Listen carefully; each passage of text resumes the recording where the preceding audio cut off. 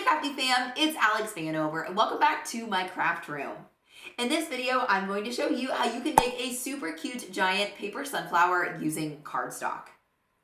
The SVG file that I'm going to be using is exclusive to the Spring Farmhouse Mystery Box.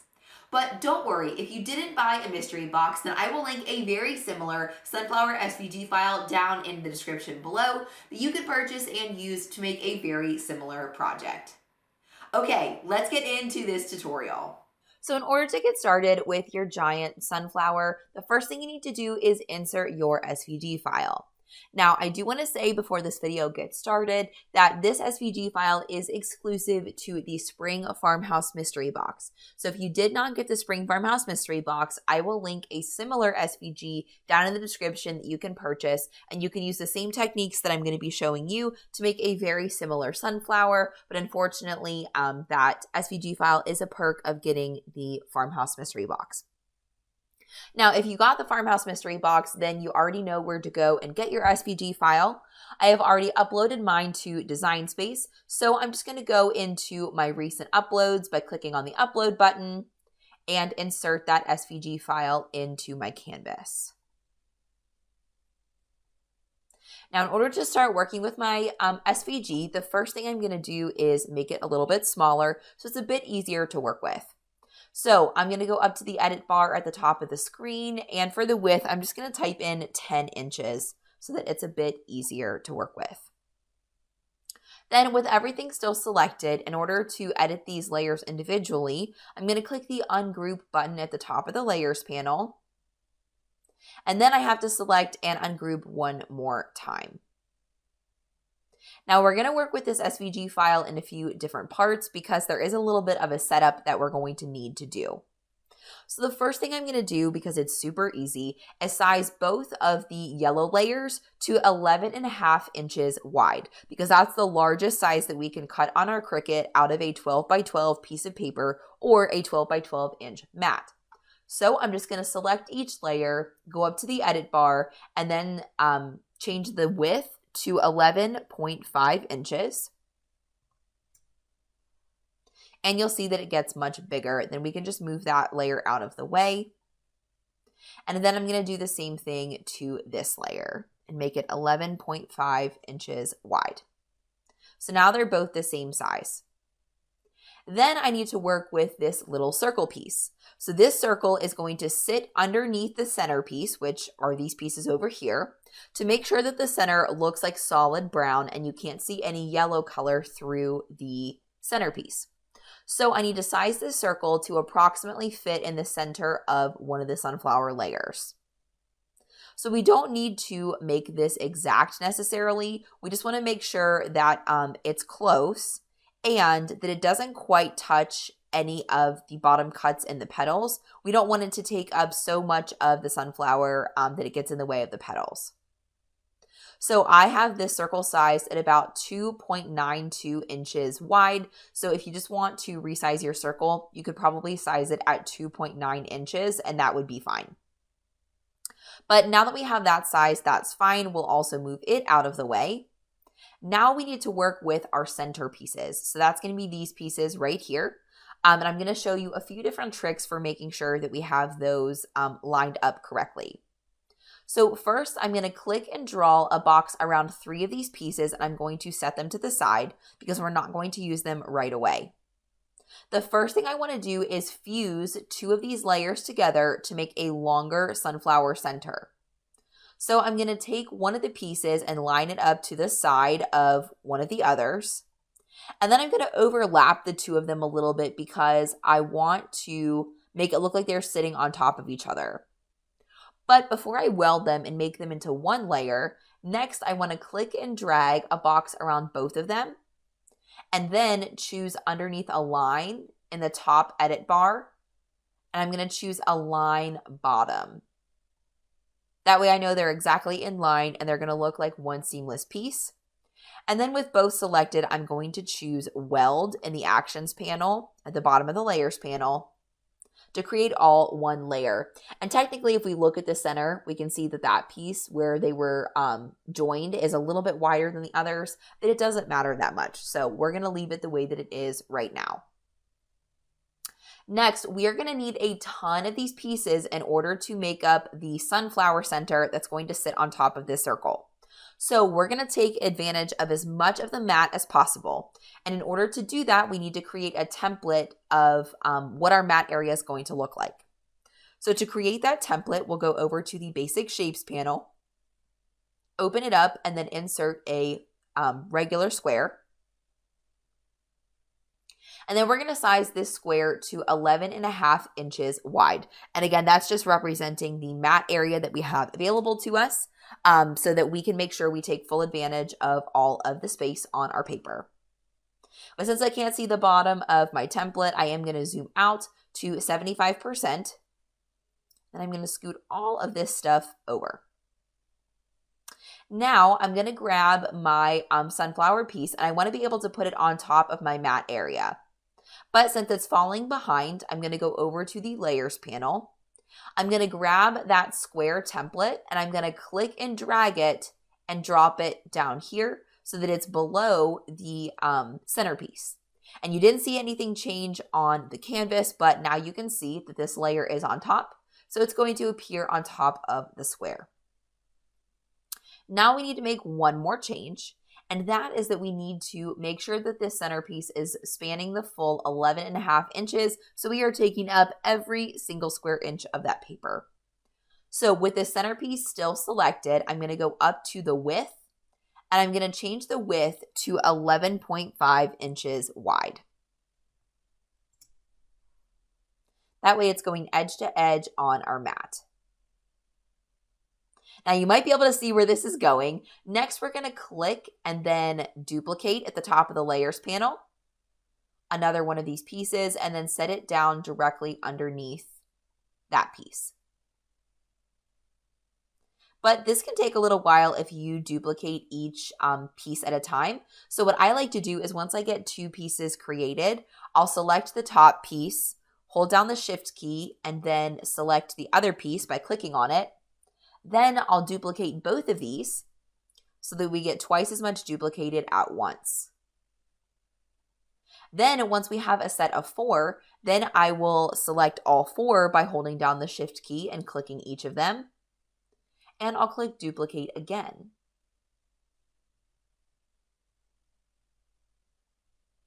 Then I'll duplicate one more time and move them down along the bottom. Now it looks like we may have room for one more little layer piece, so I'm just going to select the bottom one and duplicate.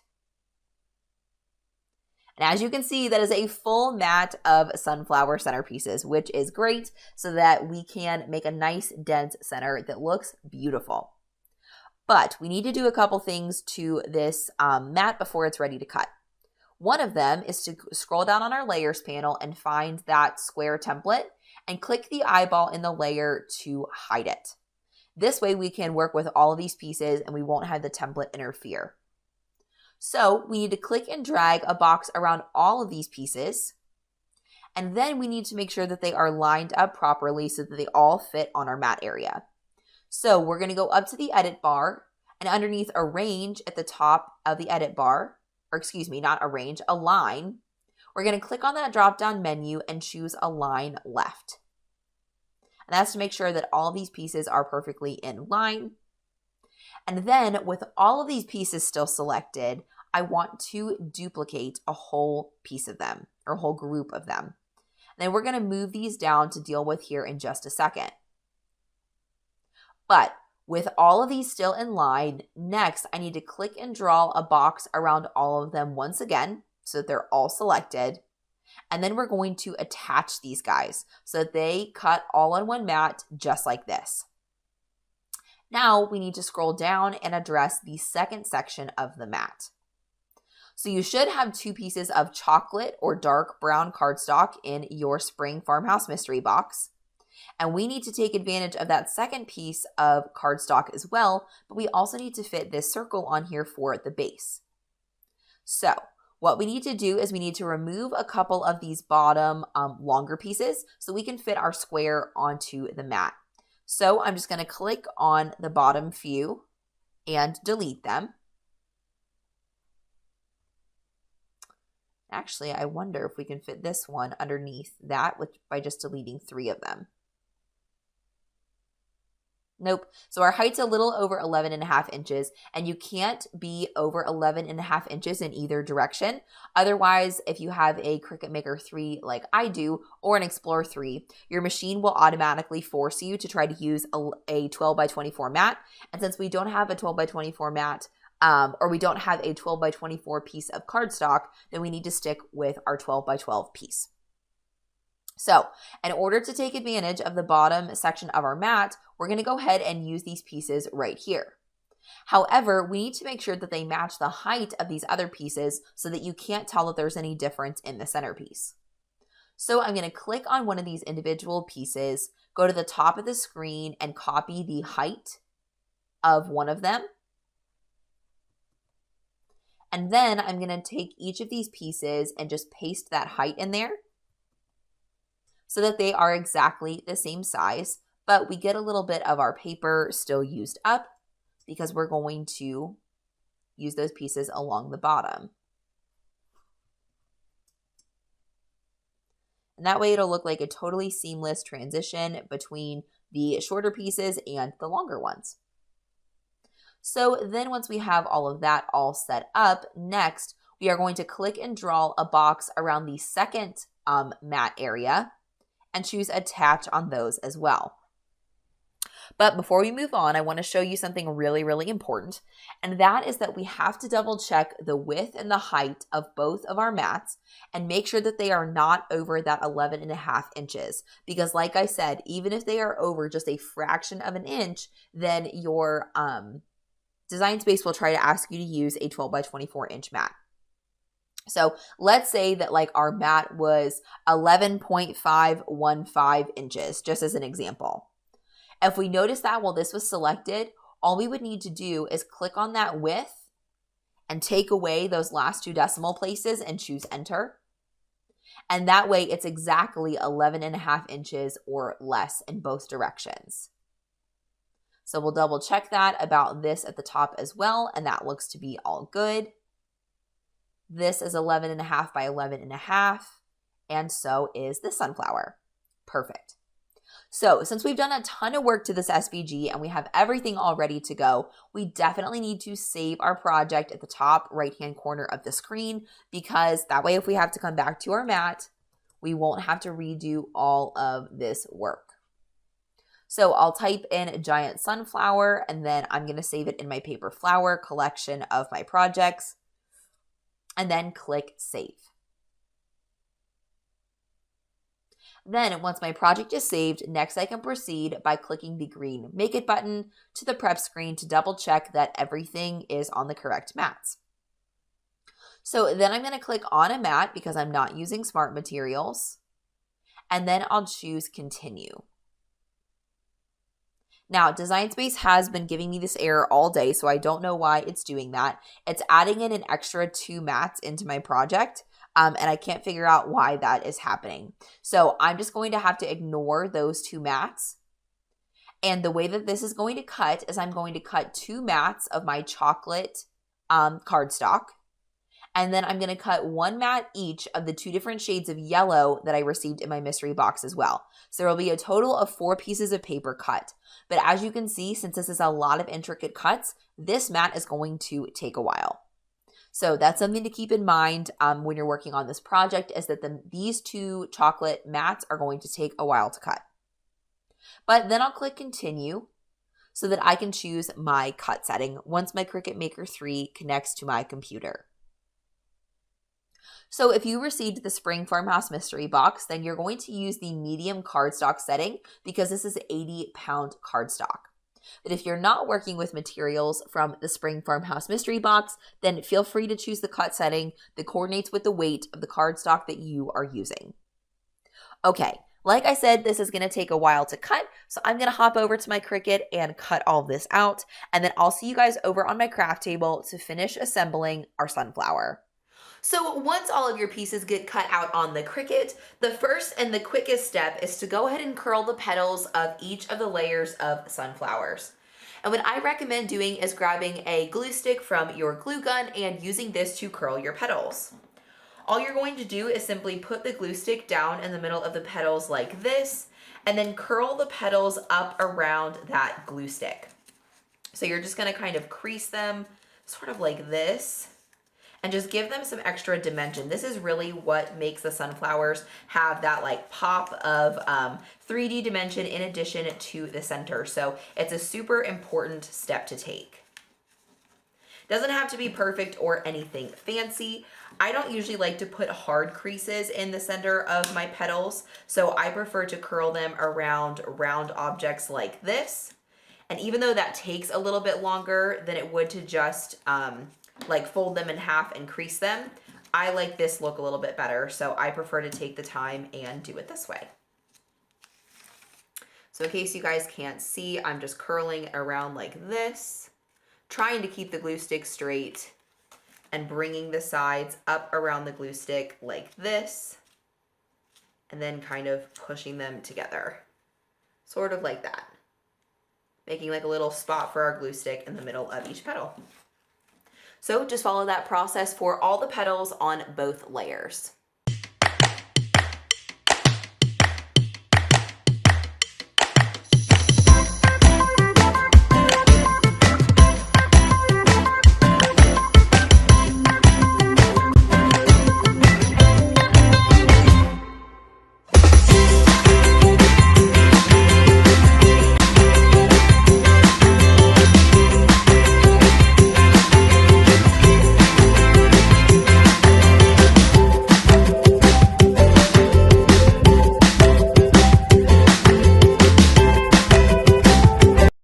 So once you have a little bit of shape folded into both layers of your sunflower, you can set them aside so that we can begin to work on the center. Now these are all going to be used for the center, and then the center is going to sit on top of this brown circle, so you might want to keep it close by so that you can check on the sizing. Now, the key to getting started here is to rolling this center nice and tight. So if you have a pair of Cricut reverse tweezers where you have to squeeze to open them, that's a really useful tool in getting started, as is a quilling tool, just like if we were rolling Cricut paper flowers. So what I would recommend doing is starting with one of the long pieces of the center, and then pinching that in either the tweezers or in the quilling tool. Just pinching the end like this. And then you're just going to begin rolling this up nice and tight. Now remember, sunflowers have a super, super tight center. So that's why the goal is to not be able to see any yellow through the center at all. And that's also why you need as many center pieces as you do to make this sunflower center super dense and tight. So I'm just going to wrap this all the way until I get to the end. And then I'm going to remove my tweezers out of the center of this. And I am going to glue this base to get started because I don't want this to become unrolled. So I'm going to put it down on my table and kind of push down the bottom and even up the bottom using my thumb so that it's going to sit nice and flat. And then I'll put some glue on the end and close the flap.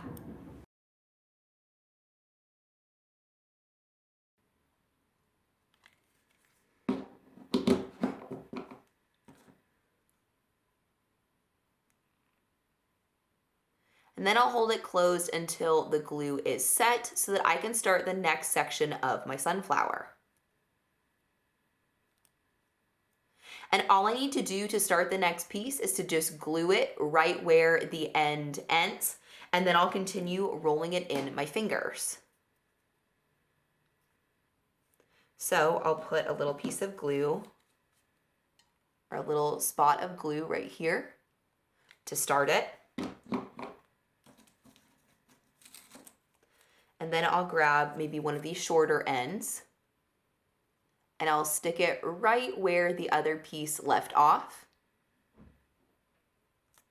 Hold it for just a second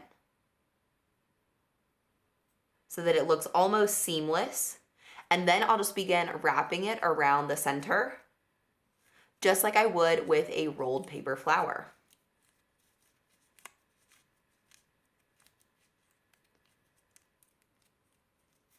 And then again, I will push down the center on the table to make sure the bottom stays even. add a little bit of glue to keep it closed.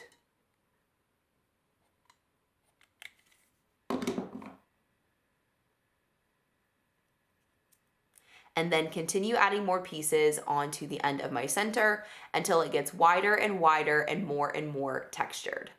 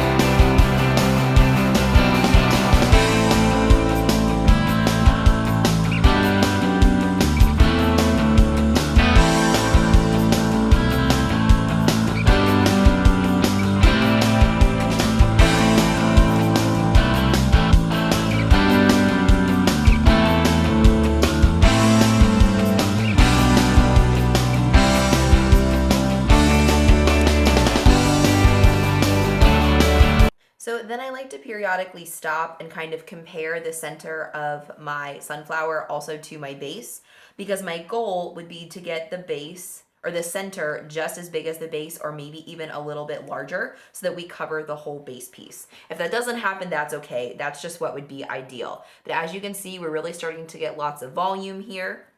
And I didn't mention before, this top side is the actual base. This fold part is going to be glued to the bottom, so you're never going to see it. So now we'll continue gluing more pieces and see how big we can get this base.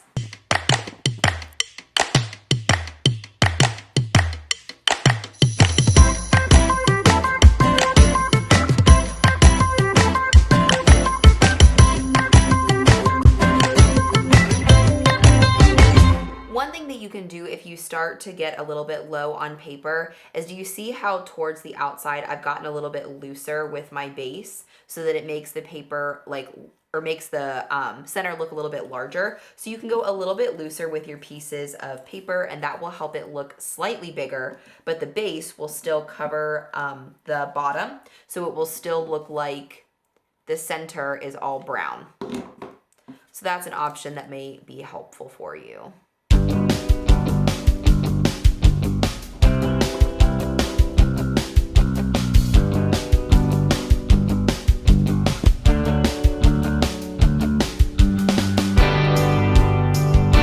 And then as I put the last piece onto the base, if you have textured cardstock, if you have textured cardstock like I do, then I do want to stick the textured side facing out for the last time that I wrap around the base, just because I think it looks a little bit better. So on my cardstock, here's what the flat side looks like, and here's what the textured side looks like. So I just think it looks a little more authentically like a sunflower if I use that textured side facing out. So once this sets, then I'll go ahead and wrap it around one last time. And let's see how loose I need to make it in order to fit the base. Oh my gosh, y'all, we measured it literally perfectly. So if you take a look at the bottom of our base, it is almost exactly what our center is going to look like. So that's super exciting.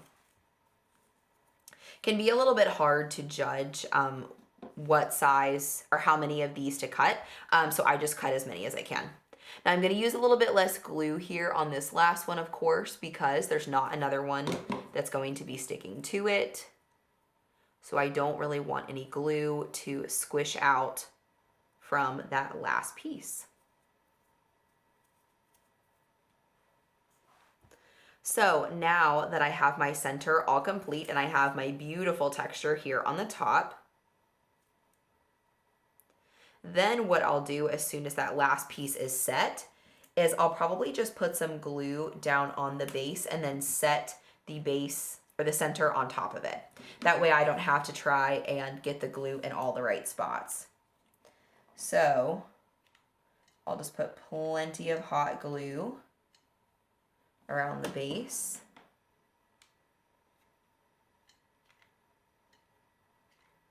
Especially there in the center to hold it in place. Nobody will ever see it, so it doesn't have to be pretty or perfect. I am just avoiding the outside of the base in case any glue squishes out, so we don't see that. And then we'll set the center on there and then kind of squish it out and make it fit the base. Just like that. And then if we need to, of course, I could take like a pair of scissors or an X-Acto knife and I could run it around the base and get that last part there to get out. Another thing that you can do, it's totally optional, is you can kind of take your fingers and fluff out some of this center here to give it a little bit of a bent texture. That can kind of help make it look a little bit more real. Since, of course, flowers in nature are never perfect, so that can be kind of fun. So here's what the center of our flower looks like. And now it's time to assemble the rest of our flower. So the first thing you want to do is glue the 2 layers of the flower together. So I prefer to have the darker yellow layer in the back and the lighter on the front, but of course you could do it the other way as well if you prefer. And so what I'm gonna do is I'm gonna put the darker yellow in the back, and I'm gonna begin by putting the petals on top of each other like this. And then I'm going to rotate just the top petals until all of the petals are in the windows of the other layer. So that means that you can see the back layer petals all through the front layers. And I'll kind of rotate it until I have it just where I want it. And of course you want to make sure that they're lined up as well. And then when you have a spot that you like, I recommend that you hold down on that top layer and just bend that top back and then put glue on just that back layer. That way you don't have to sacrifice changing up your placement. And then you can lower that center back down and push the 2 layers together. Then I am going to flip this over and put a little bit more glue on this side of the base. It actually looks like we got most of the way there. We'll just add a little bit more to make sure that it's good and secure. And then once the 2 layers are secure on top of one another, then all you have to do is add your base here in the center. So we'll just put lots of glue here in the center. This is the heaviest part of the flower, so it does need a good bit of glue in order to stick well.